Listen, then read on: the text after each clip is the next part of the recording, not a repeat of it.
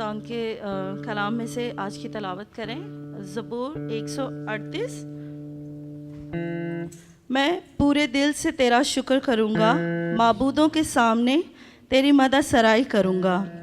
मैं तेरी मुक़द्दस हैकल की तरफ रुख करके सजदा करूँगा और तेरी शफ़क़त और सच्चाई की खातिर तेरे नाम का शुक्र करूँगा, क्योंकि तूने अपने कलाम को अपने हर नाम से ज़्यादा अज़मत दी है।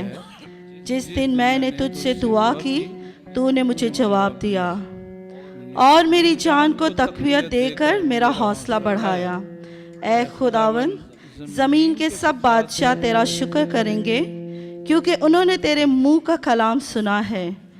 बल्कि वो खुदावन की राहों का गीत गाएंगे, क्योंकि खुदावन का जलाल बड़ा है।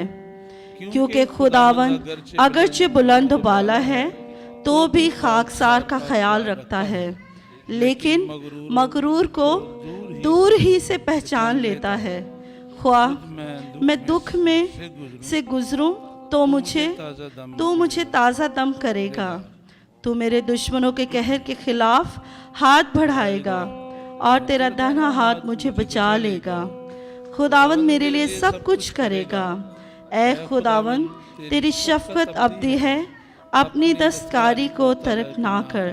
खुदा उनके पाक कलाम के पढ़े और सुने जाने पर खुदा उनकी बरकत हो। खुदा का शुक्र हो।